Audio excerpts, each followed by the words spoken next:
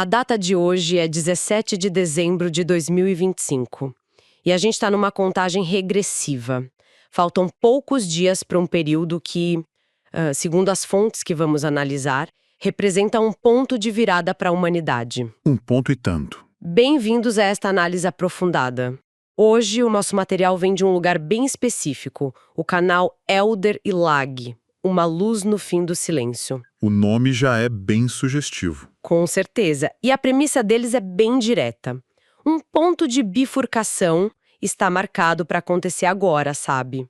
Entre os dias 15 e 25 de dezembro. A janela de tempo é curtíssima. Exato. E a nossa missão aqui é desmontar e entender essa narrativa, como eles conectam profecias antigas, fenômenos do espaço e a consciência humana para chegar nessa conclusão. E tem um pivô central em tudo isso, né? Tem um objeto celeste chamado 3i Atlas, ou como eles chamam, o visitante.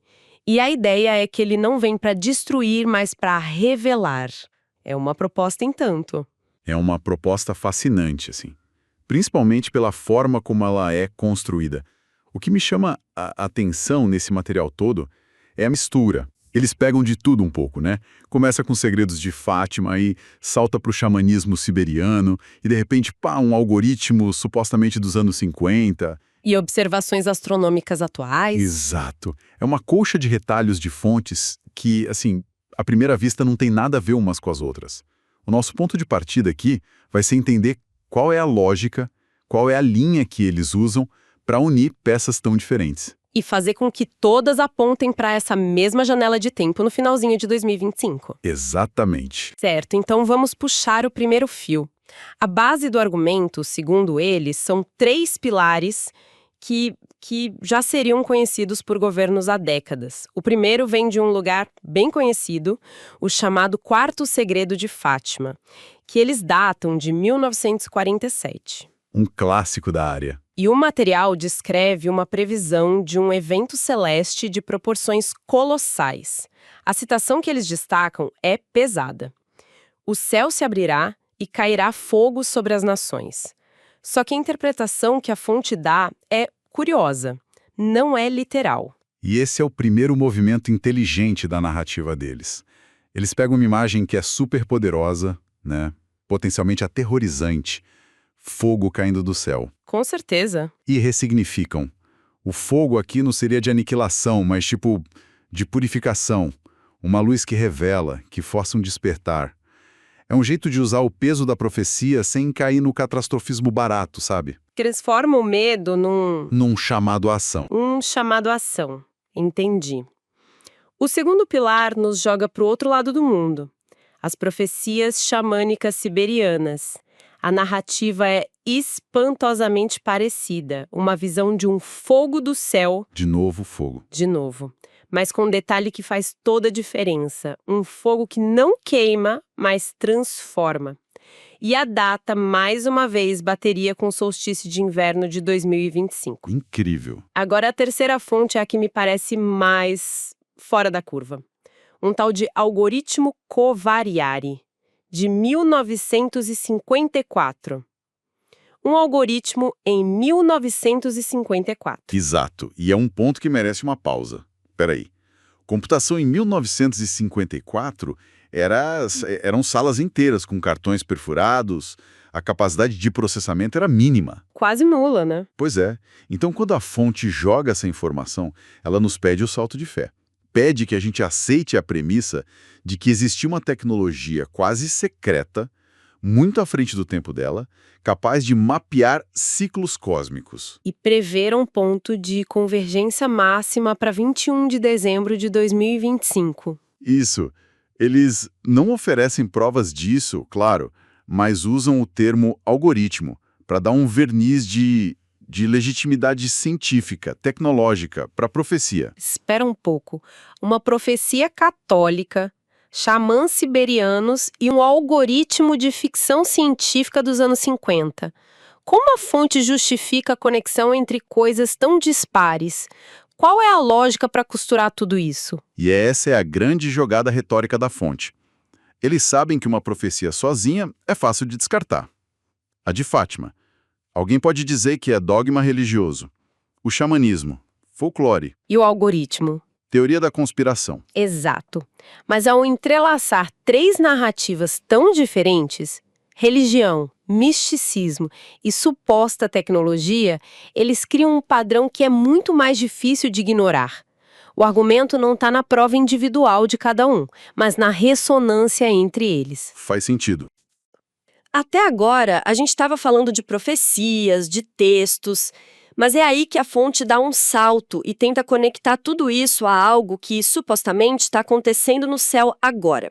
Eles apontam para um objeto astronômico real, o 3 Atlas, O visitante. exato, o visitante, E é aqui que a narrativa sai do campo puramente esotérico e tenta se ancorar em algo observável, o que a torna muito mais potente. exatamente.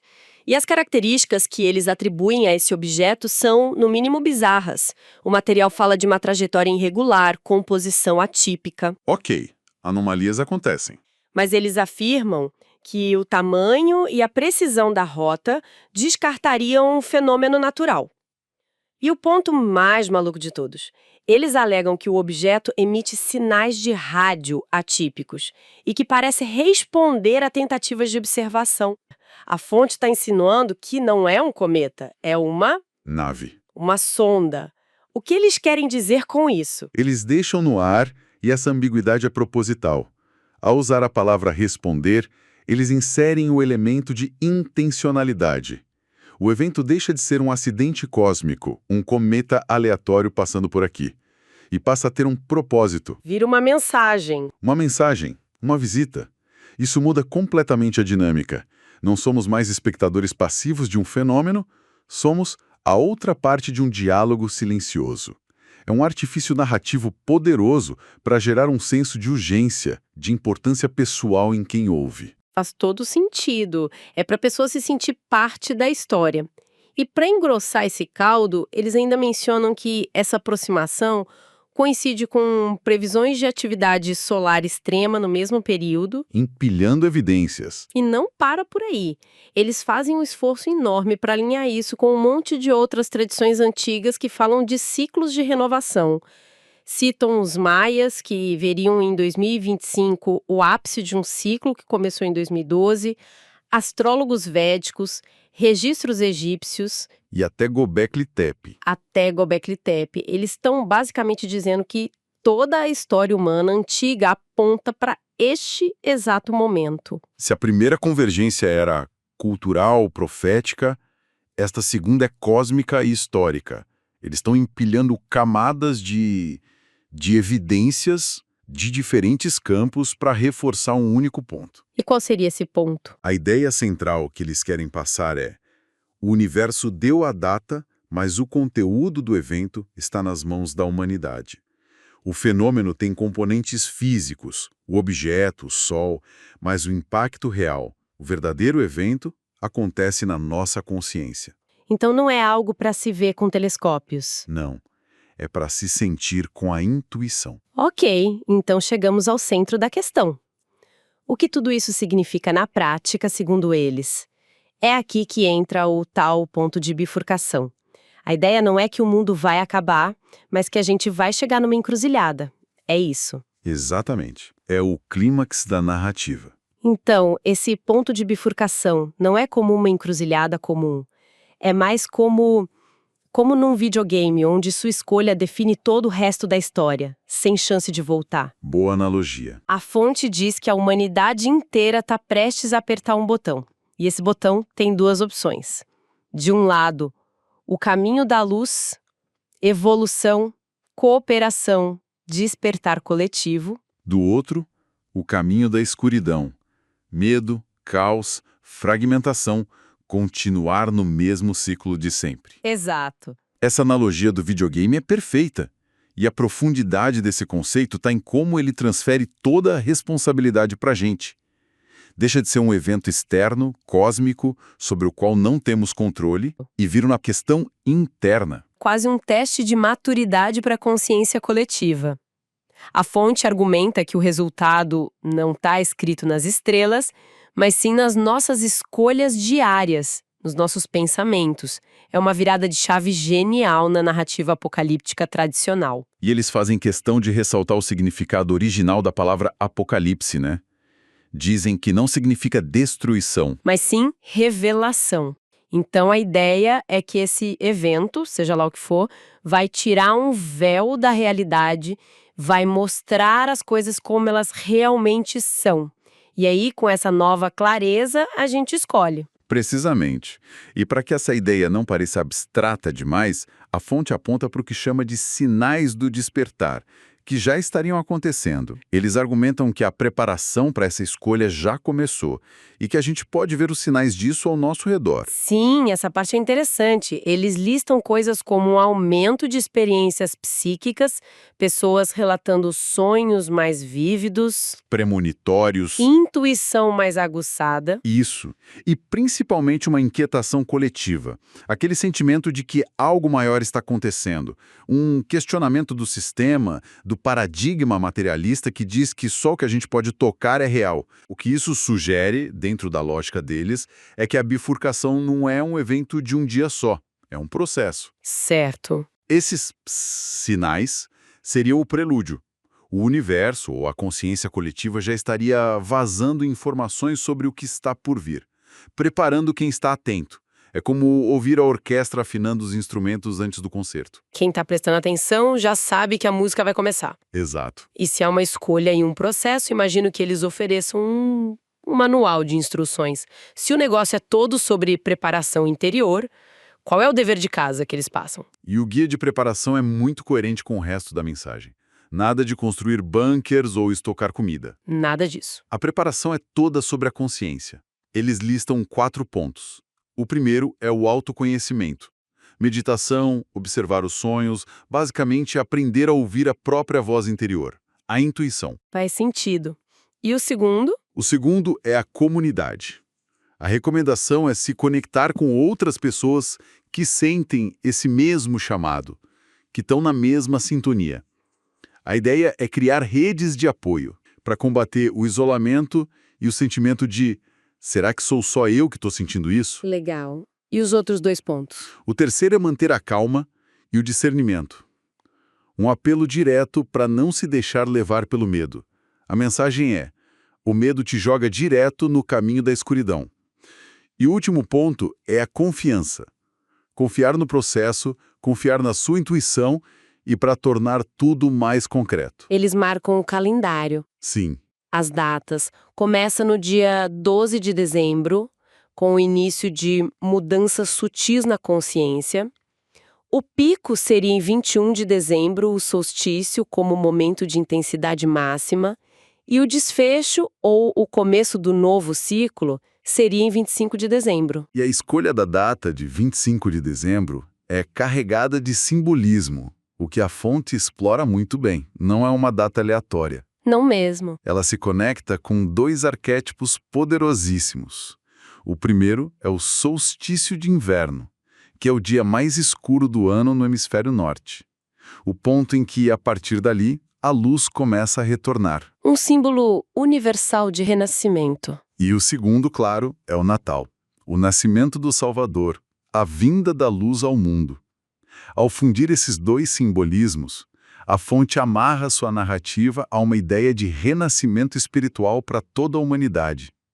É um convite, usando as palavras exatas deles, parar de dormir e começar a viver de verdade. Resumindo a nossa análise. O material do canal Elderlag constrói uma narrativa incrivelmente coesa sobre dezembro de 2025. Ele foge do clichê do fim do mundo e propõe algo mais sutil e talvez mais desafiador. Um ponto de escolha, um ponto de bifurcação para a consciência humana. A mensagem final deles é um chamado direto à responsabilidade.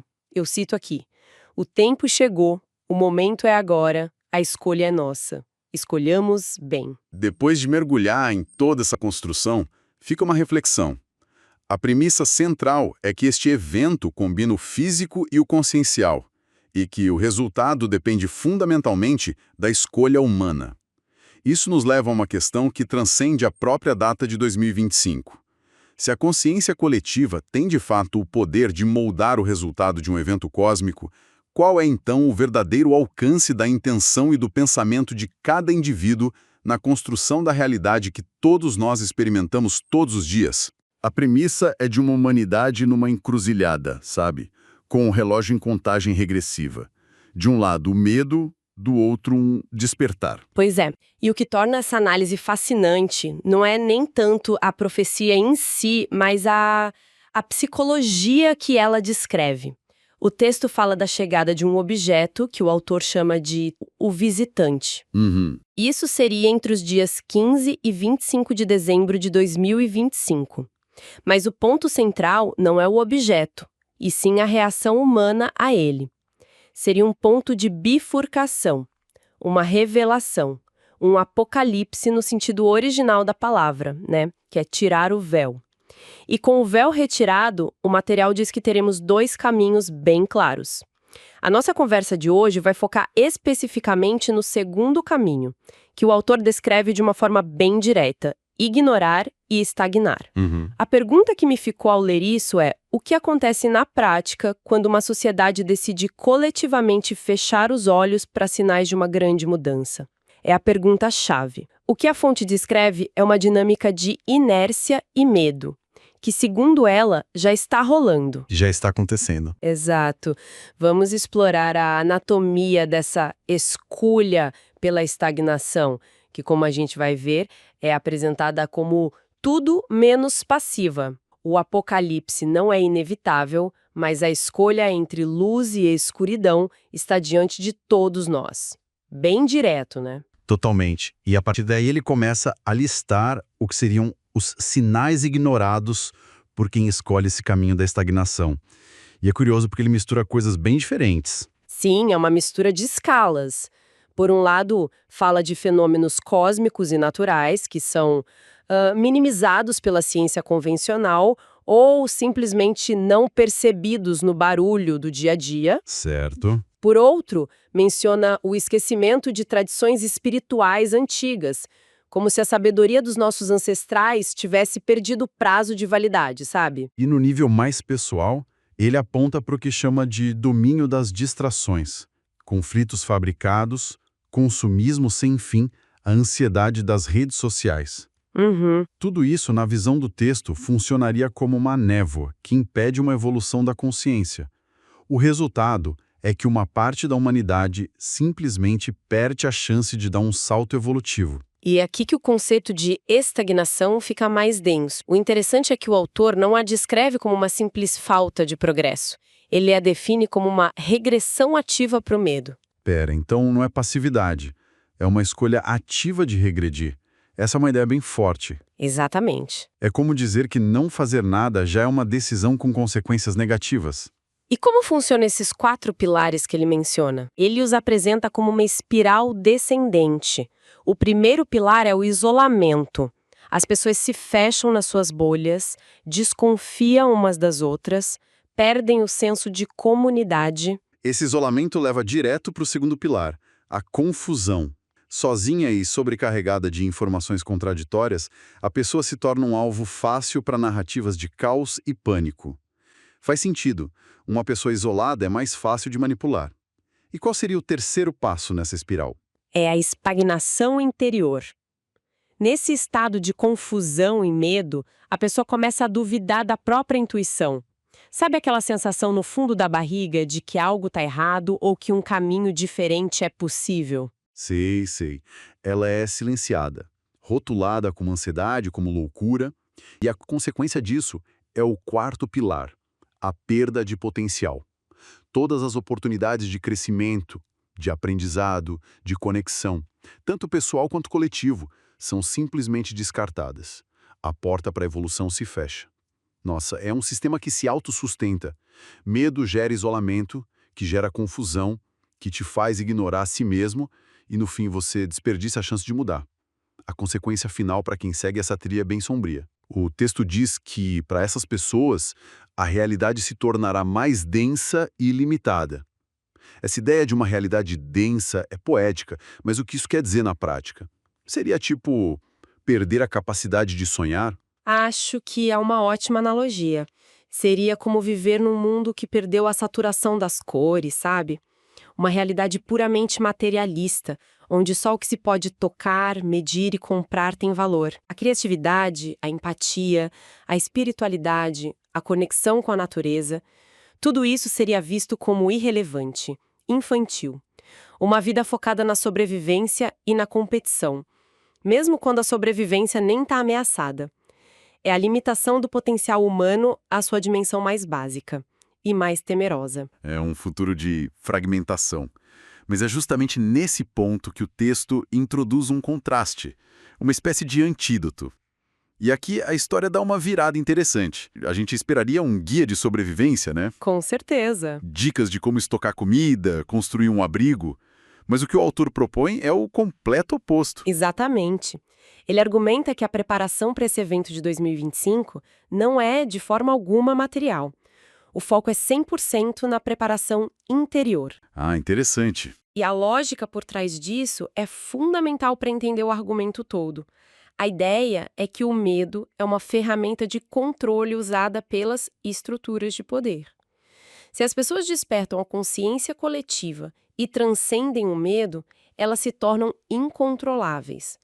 Esse poder baseado no medo simplesmente evapora. O texto é bem direto nisso. Chega a acusar que os supostos protocolos secretos de governos não são para proteger a população, mas para garantir a sobrevivência e o controle das elites num cenário de caos. Pois é. E como contraponto a isso, ele oferece um caminho alternativo de preparação. Ele lista 5 passos essenciais. O primeiro é conhecimento e discernimento.